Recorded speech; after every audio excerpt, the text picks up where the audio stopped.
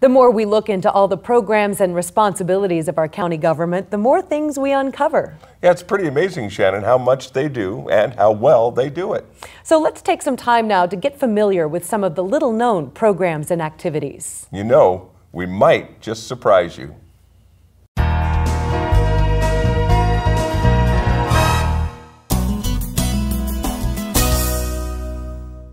I'm Bill Mance with Jackson County Close-Up.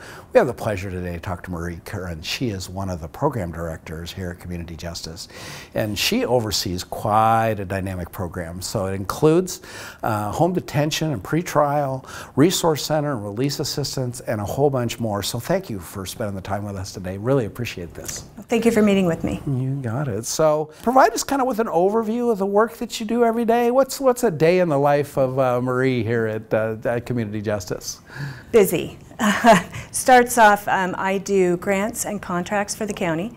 So I have one of the other programs that I have is Data Analyst, and she collects the data on many of our programs that really helps with my grant writing. Okay. And contracts, working with contractors in the community and our community partners building programs. So the data stuff, what kind of data are you capturing in order to really help you as you develop a grant strategy for community justice? Most of our programs, we're tracking the number of clients that go into the program, why they went into any particular program that we have, what kind of resources that we offer them, what if they get employment, if they go to school, if they need housing. We collect all kinds of data so that we can better request grants and write them. Yeah. So do you track them as they're going through the program and then kind of build a case statement for the effectiveness of the program? Yes, we do. Good. How's that going?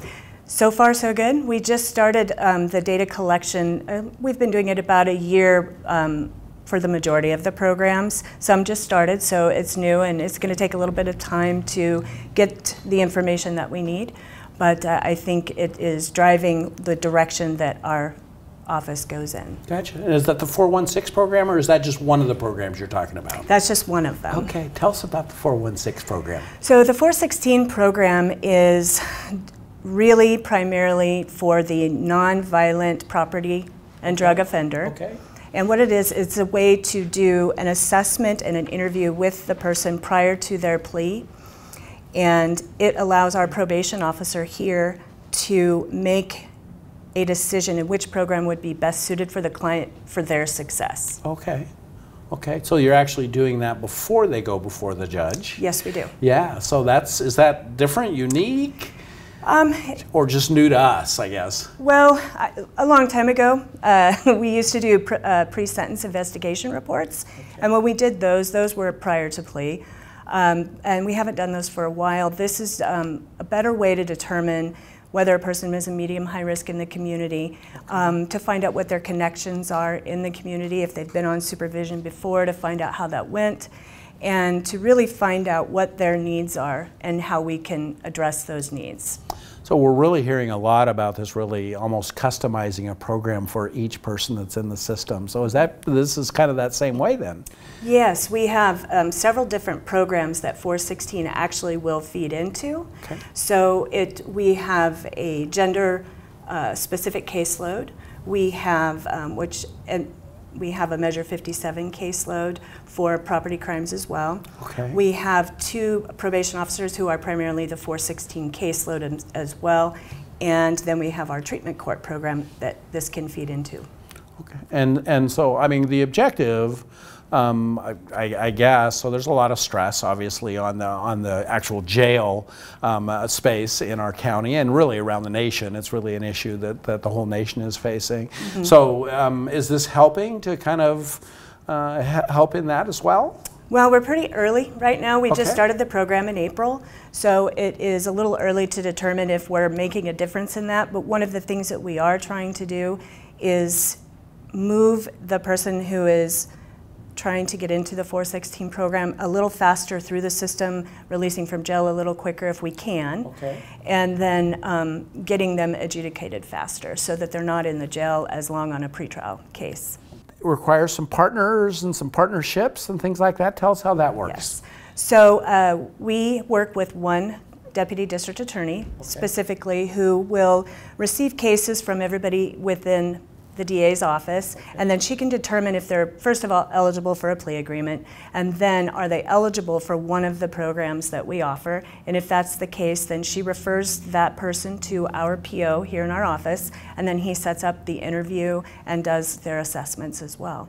So we work with them. We also work with the courts as well, because we had to set up a process prior on how we would work with the courts in this program. So the judges are aware. Is that basically what working with the courts mean, or is it working with the staff and everybody? Tell us kind of how that works. So it is. We had to come up with some specific wording that the judges could put on a court order, that, you know, so that they would comply with the 416 program. We had to let them know that this program was coming into effect and what it meant for the county and why we were doing it.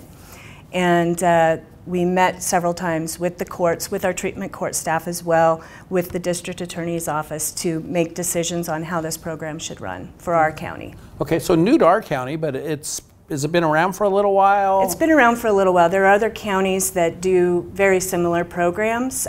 They're all fairly new.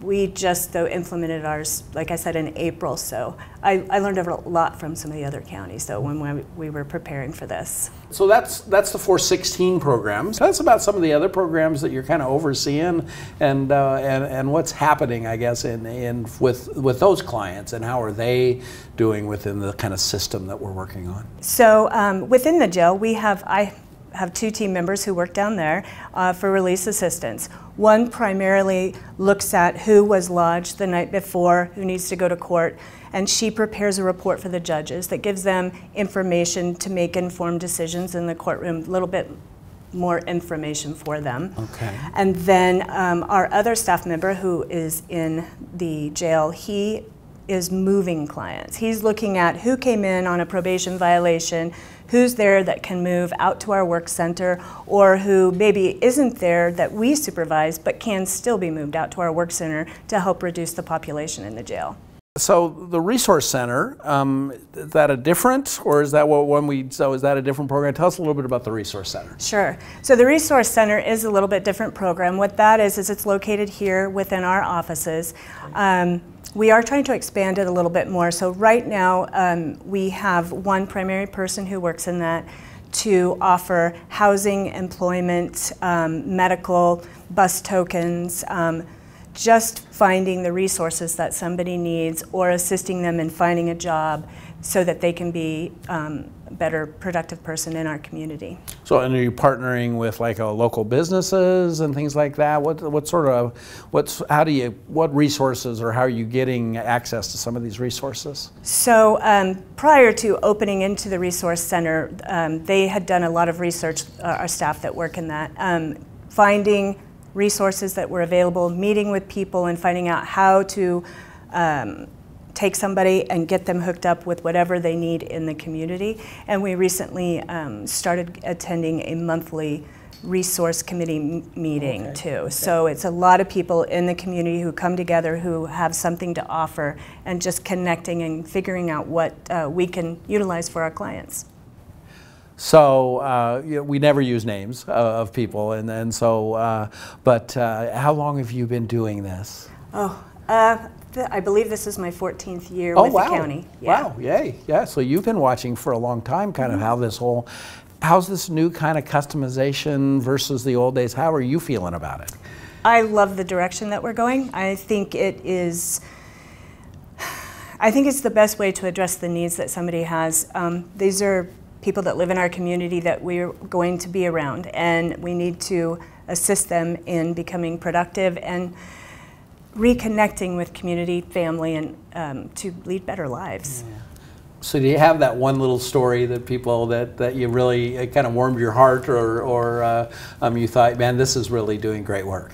I was a probation officer for several years. Okay. And I used to work within our Recovery Opportunity Court, which is our treatment court program here. And one of the things that, well, there's three particular people that I worked with who, for me, everything has been given back to me, and it has made my career a success for me, is to be able to say that now they are my community partners that I get to work with. Oh, wow. So these were people that I supervised, and now we're in a position where we work together, and that is very satisfying. And they, from that perspective, they can pretty much relate to some of the things that the people are going through. So, Yes. which is really, well, that's super. So I can't say enough about how important it is that our community justice department is really managing all of the population that you're having to deal with, and I just commend you for the hard work that you do. Well, thank and you. appreciate you taking the time with us today. Thank you very much. So thank you for joining us today on Jackson County Close Up.